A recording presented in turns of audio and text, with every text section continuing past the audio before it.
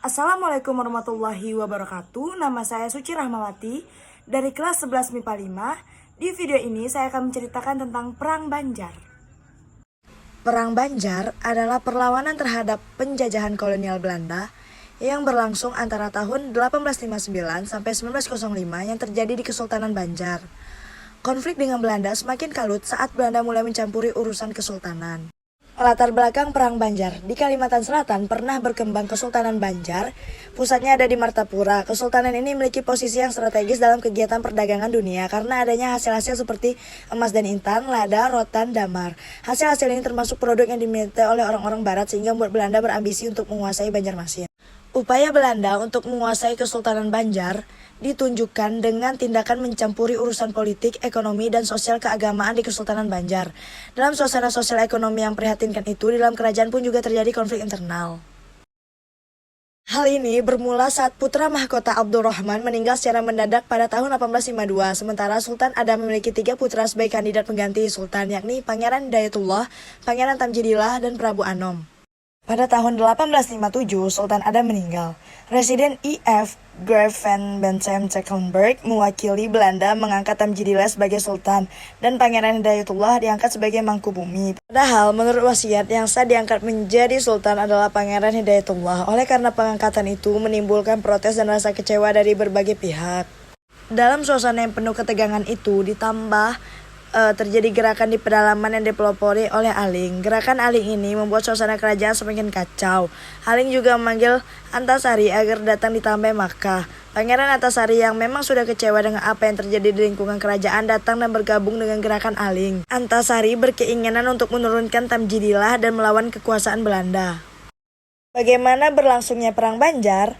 Pada tanggal 28 April 1859, orang-orang Muning yang dipimpin oleh Panembahan Aling dan putranya, Sultan Kuning, menyerbu kawasan tambang batubara di Pengaron dan berhasil membakar kawasan tambang, batubara, dan pemukiman orang-orang Belanda sekitar Pengaron. Mereka juga melakukan penyerangan ke perkebunan milik gubernemen di Gunung Jabok, Kalangan, dan Bangkal. Dengan demikian, berkorbanlah Perang Banjar. Sultan Tamjidillah yang memang tidak disenangi oleh rakyat itu juga tidak bisa berbuat banyak. Oleh karena itu, Tamjidillah dinilai tidak mampu memerintah oleh Belanda dan kemudian diminta untuk turun tahta. Akhirnya, pada tanggal 25 Juni 1859, secara resmi Tamjidillah mengundurkan diri dan mengembalikan Legalia Banjar kepada Belanda. Kemudian ia diasingkan ke Bogor. Mulai saat itu, Kesultanan Banjar berada di bawah kendali Belanda.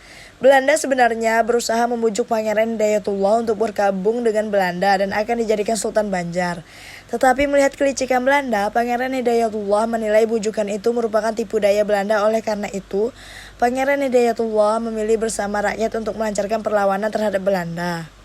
Memasuki bulan Agustus-September tahun 1859, pertempuran rakyat Banjar terjadi di 3 lokasi, yakni di sekitar Banua-Lima, sekitar Martapura, dan Tanah Laut, serta sepanjang Sungai Barito. Pertempuran sengit terjadi dan banyak membawa korban.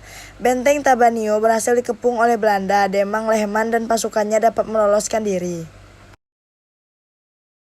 Pada bulan September, Demang Lehman dan para pemimpin lain seperti Tumenggung Jalil dan Pangeran Muhammad Aminullah meninggalkan medan pertempuran di Tanah Laut menuju Kandangan untuk mengadakan perundingan dengan tokoh-tokoh pejuang yang lain dan merumuskan beberapa siasat perlawanan, yaitu 1. Pemusatan kekuatan perlawanan di daerah Amuntai. 2. Membuat dan memperkuat pertahanan di Tanah Laut, Martapura, Rantau, dan Kandangan. 3. Pangeran Antasari memperkuat pertahanan di Dusun Atas. Dan 4. Mengusahakan tambahan senjata. Untuk menghadapi berbagai serangan itu, Belanda juga terus memperkuat pasukan dan membangun benteng-benteng pertahanan seperti di Tapin, memperkuat benteng Munggutayor, serta benteng Anak Amawang di Kandangan. Pangeran Hidayatullah meninggalkan Martapura dan berkumpul dengan seluruh anggota keluarga yang diikuti pasukannya. Ia berangkat ke Amuntai. Hidayatullah diangkat sebagai sultan oleh para ulama dan pengikutnya. Setelah itu, Sultan Hidayatullah menyatakan perang jihad fisabilillah terhadap orang-orang Belanda. Datanglah kemudian pasukan Demang Lehman untuk memperkuat pasukan Hidayatullah. Menghadapi pasukan gabungan itu, Belanda di bawah GM Verspijk mengerahkan semua kekuatan pasukan yang ada. Pasukan Belanda lebih unggul dari jumlah pasukan maupun senjata, maka Hidayatullah dan Demang Lehman menarik mundur pasukannya. Semua kekuatan Belanda dikerahkan untuk segera menangkap Pangeran Hidayatullah. Akhir Perang Banjar.